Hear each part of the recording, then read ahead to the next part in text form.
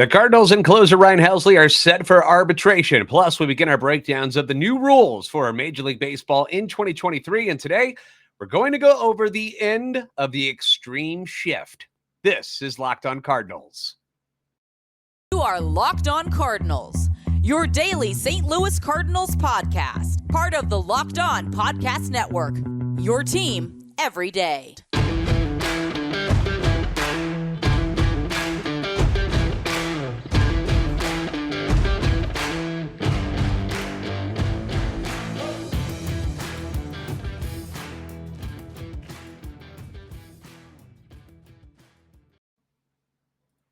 Hey there, Cardinals fans. I'm JD Haffern, and I'm a national radio sports anchor, born and raised in the Lou and a lifetime Cardinals fan. And I'm your host for Locked On Cardinals, part of the Locked On Podcast Network, covering your team every day. You can follow me on Twitter at JD Sports Radio. You can follow the podcast at LO_Cardinals. I want to thank those of you who make Locked On Cardinals your first listen every day. We are free and available wherever you get your podcasts, iTunes, Spotify, Google Podcasts. You can find us on YouTube. Be sure to like and subscribe and comment so you can interact with us. Hit that notification button so you know when new episodes are posted. This is a show serving Cardinal Nation and giving the best fans in baseball all of the info about the birds on the bat. This episode is brought to you by our friends at FanDuel Sportsbook, the official sportsbook of Locked On. Make every moment more. Visit FanDuel.com/LockedOn today to get started. So there's going to be some changes to the game of baseball this season, and the idea of these changes is to improve the quality of the game and the entertainment value of the game for the fans. But before we get into those new changes and stuff, we're going to talk about them a lot this week. Let's go ahead and get you a rundown of some of the news and notes of the day in Major League Baseball. We're going to start with things that are involving our St. Louis Cardinals, as reported by MLB.com's John Denton. All-star closer Ryan Helsley and the team held their arbitration hearing today in Tampa. According to Denton, Helsley made more last season in bonuses at $865,000 than his base pay, which was $722,000. So he asked for $3 million for 2023. The Cardinals countered at $2.15 million. We've discussed this offseason that the team squabbling over $850K seems kind of petty. In fact, it seems awfully petty. And I'm still siding with Helsley on this one. And more times than not, I do side with the players when it comes to arbitration. I mean, if he stays the course and continues to be like he was last season for the next couple of years, he deserves this money, right?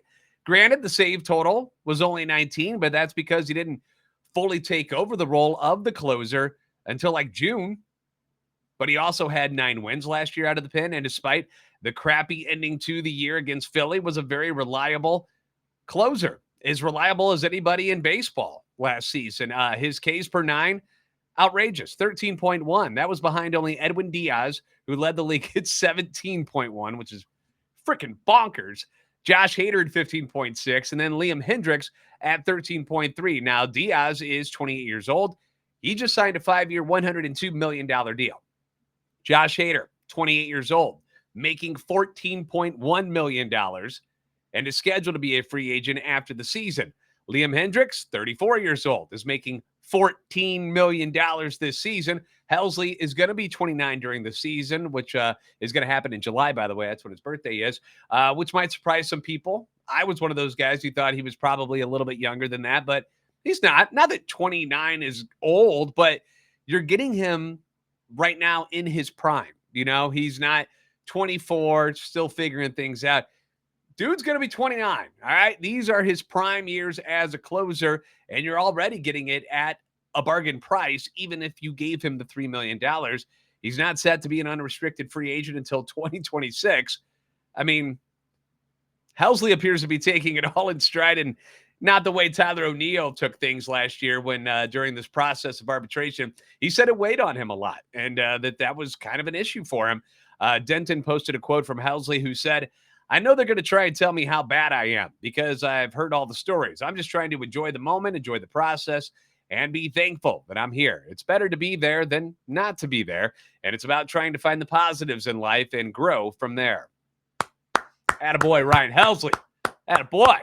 That's what we like to hear. But give him the money. Just give him the money, you guys. What are we doing here? All right, moving on to other stories around the league. Pirates outfielder Brian Reynolds has not rescinded his trade request, but said he is still open to signing a long-term extension in Pittsburgh and that the trade request was due to a difference of opinion about his worth and that there has been a significant gap between he and the team during these negotiations. We did an episode on what it would look like if the Cardinals made a trade for Brian Reynolds from the Pirates. I don't think that's going to happen. I mean, the Cardinals, they've got enough outfielders as is, and dealing within the division. I mean, I know they just made a deal with Jose Quintana at the end of last year, but that's different. That's trade deadline stuff. That was with a veteran pitcher who's going to be a free agent and ended up being a free agent going on to the Mets. But that's totally different circumstances. Brian Reynolds is one of their star players, if not their top star player. It's arguable who it actually is, whether it's, Key Brian Hayes or maybe O'Neal Cruz. But obviously Brian Reynolds is a very good player, but the Cardinals don't need him. Okay. If they're not looking for another outfielder, I don't know how this gets solved unless the Bucks actually buck up and pay this guy his money. I don't know what's going to happen. They might have to ship him out. Some injury news around the league, some big name pitchers. The Rangers' Jacob deGrom, who signed that massive deal with Texas this offseason, felt some tightness in his left side, so they're going to hold him out a couple days. Apparently the weather stinks in Arizona right now. They're saying 30 and 40-degree weather with rain. What? I didn't even know that was possible in Arizona. I had no idea that actually happened. But the move is said to be precautionary, so we'll see how that ends up going down. But, with all the injuries that Jacob deGrom's had over the years, you're like, no, if you're a Rangers fan.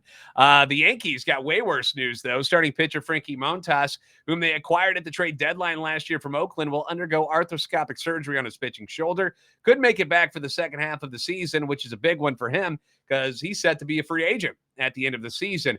And I don't want to brag, but I'm going to a little bit here because not every prediction I say comes to fruition. I don't nail them all. But last year, trade deadline, I said time and time again, I did not like Frankie Montas as a guy that the Cardinals should go after. I didn't like it. He had already dealt with shoulder issues earlier in the season. He wasn't having a good season. I didn't know why people wanted him so bad, but fans were hollering, we got to get Frankie from Oakland. I said it was a bad idea, and it's looking like it was a bad idea. It cost New York 4 players. They've gotten virtually nothing from him. 1-3, 6.35 ERA in 8 starts. That's gross. It's freaking gross. And this is the second pitching injury the Yankees are already dealing with here in the spring. Nestor Cortez had to back out of the World Baseball Classic due to a hamstring issue, although they think he'll be fine by opening day. But you know how those things can linger, so that's a problem for them. And one final note regarding a veteran relief pitcher, former All-Star and current free agent left-handed reliever Zach Britton had a throwing session for teams today. And according to Ken Rosenthal, those in attendance were the Giants, Angels, Mets, Dodgers, Cubs, and Rangers. So no mention of the Cardinals. So you can cross them off the list of probable signings if you haven't done that already. So up next, we're going to get into the new shift rule changes for 2023. We'll be doing that next here on Locked On Cardinals. The midway point of the NBA season is here, and now is the perfect time to download FanDuel, America's #1 sports book, because new customers get a no-sweat first bet up to $1,000. That's bonus bets back if your first bet doesn't win. Just download the FanDuel Sportsbook app. It's safe, it's secure, and super easy to use. Then you can bet on everything from the money line to point scorers and three-pointers drained. I'm one of those guys who prefers to do a lot of smaller bets instead of putting, all my eggs in one basket. I spread them out a little bit. And I bet on things like what the first bucket of the game is going to be. Dunk, free throw, layup, three-pointer. You can bet on all of those for every single game. Plus, FanDuel even lets you combine your bets for a chance at a bigger payout with the same game parlay. So don't miss the chance to get your no-sweat first bet up to $1,000 in bonus bets when you go to FanDuel.com/LockedOn. That's FanDuel.com/LockedOn to learn more. Make every moment more with FanDuel, an official sports betting partner of the NBA.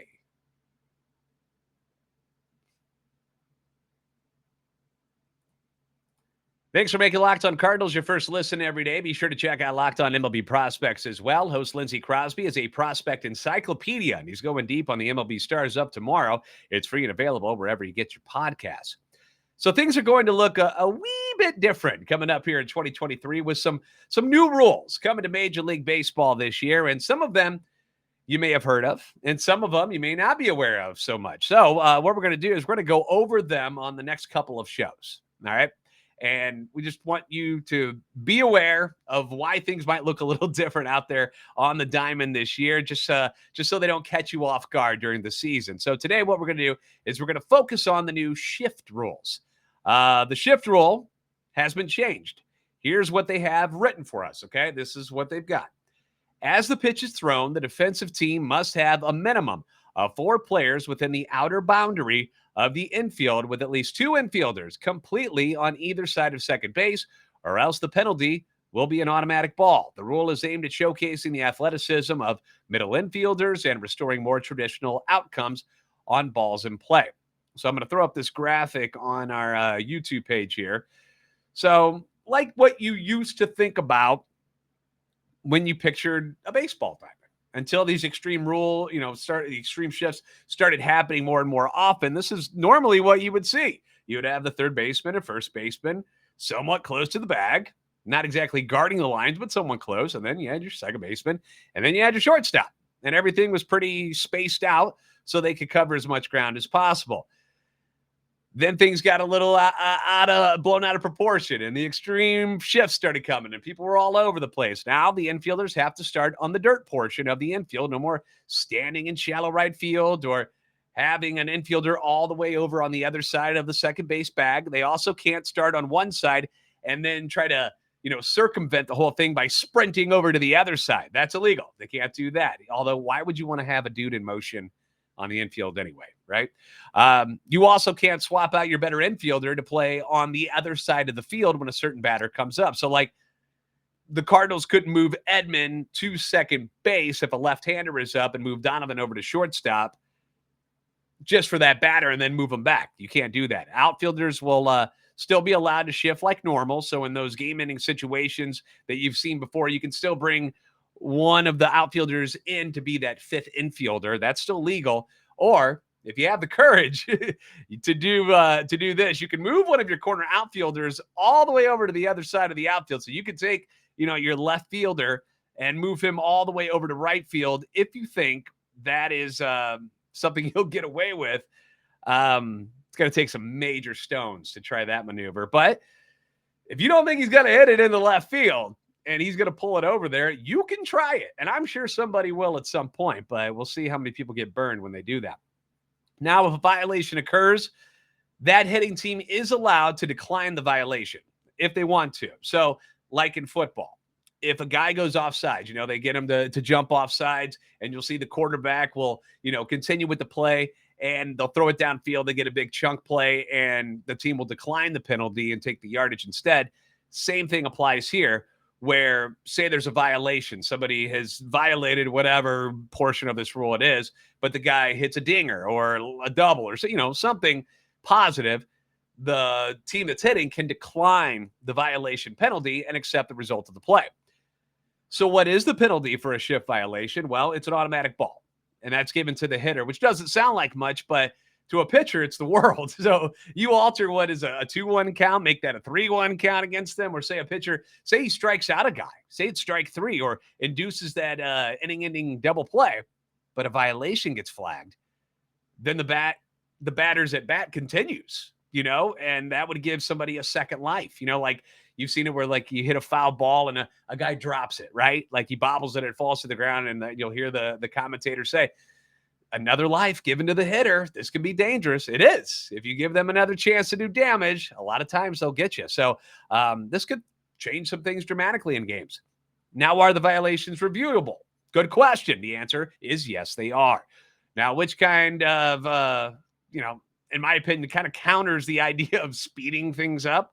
If we're going to be reviewing violation plays, like shift violation plays, but I hope they don't have to do it very often, but if the situation occurs and they need to review it, they're going to do it just to make sure that the call on the field is correct, which is the point of having review in the first place. So I don't blame them for having that in there, but man, is that going to be boring watching that review.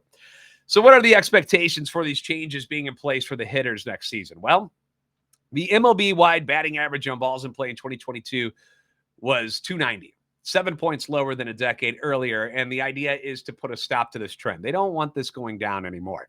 According to Major League Baseball, the defensive shift limits contributed to an increase in batting average across the minor leagues last year from 247 to 249. Now, I know that doesn't sound like much, but it's a step in the right direction. Baseball, it just is not that much fun to watch when the ball's not in play. I mean, no sport is. Have you ever been to an NFL game and realized how much time is going on in between plays where they are just standing around and nothing's happening, especially like TV timeouts and stuff where we're all just like, dude, can we play ball already? Like the ball's hardly ever in play in the NFL, but they keep things moving, which is what Major League Baseball is trying to do. So even when the ball was in play with the extreme shifts, though, the teams have adopted your pull hitters were at a major disadvantage every time. Anytime they stepped in the box, they're looking at half a field basically for the pull hitters. And then it's just littered with people. You remember? The only guy not over there was like the third baseman and the left fielder. Everybody else is on that side of the field. And it happened a lot more to left-handers than it did right-handers. So instead of trying to hit it through all of those guys over on their side of the field, instead, what do? They try to hit it over the wall instead. And what does that lead to? Well, that turns into more strikeouts and less balls in play. Now those hitters, like former Cardinal Matt Carpenter, who we all assume had his career kind of derailed because of the shift, will have holes to hit the ball through instead of having to try to, get that launch angle and knock it over the wall every time. Now, the leader for the Cardinals in shift percentage against last year, kind of surprising, but in the same way not, Nolan Gorman. Nolan Gorman, according to Baseball Savant, was shifted against 71.2% of the time, led the Cardinals. Then it was Dylan Carlson at 59.8%. His is a weird number because switch hitter, And then you had Lars Nootbaar at 53%, and then it was Juan Yepes at 50.3%. Those were the only four guys who were shifted against over half the time. The odd part about this for the Cardinals was the only hitter out of those four whose weighted OBA went down because of the shift was actually Nootbaar. His weighted on-base average was 0.312 with the shift, and then 378 without it. So will we see an uptick for those guys going forward this season? Well, we'll see. But those aren't even the big percentages compared to the rest of the league. Like the Cardinals were hardly held hostage by the extreme shift this last year. I mean, look at some of these other numbers that I have for you. 19 hitters were shifted against over 90% of the time. 90%. The leader in the clubhouse was Carlos Hernandez at 98.1% of his at-bats. Some other big names over 90%. Cleveland's Jose Ramirez, 93.9. The Rangers, Corey Seager, 92.8. Houston's Kyle Tucker, 90.9. New Cub, Cody Bellinger, 90.5. Phillies, Cal Schwarber. New Minnesota Twin, Joey Gallo. Matt Carpenter was just under 90%, 89.5. So it's going to be interesting to see how these guys' numbers change this coming season with the new shift rule here. And then on the other side of this, if you notice in that explanation they gave us, they mentioned showing off the athleticism of the middle infielders. Imagine how many less outstanding Ozzie Smith plays you would have seen if he had played during the shift and didn't have to cover so much ground. If he only needed to take 2 steps to the left or 2 steps to the right to field the ground ball, you would have been robbed of all of his wizardry over the years. We wouldn't have seen that. So I would imagine you'll get to see more defensive web gems, as they call them, this year, more diving attempts, because now they've got to cover more ground in their normal positions. Now you get to see these new shift rules in place real soon, even if you're not in Florida. As the TV schedule for the Cardinals spring training games has been released, we're going to go over those next on Locked On Cardinals.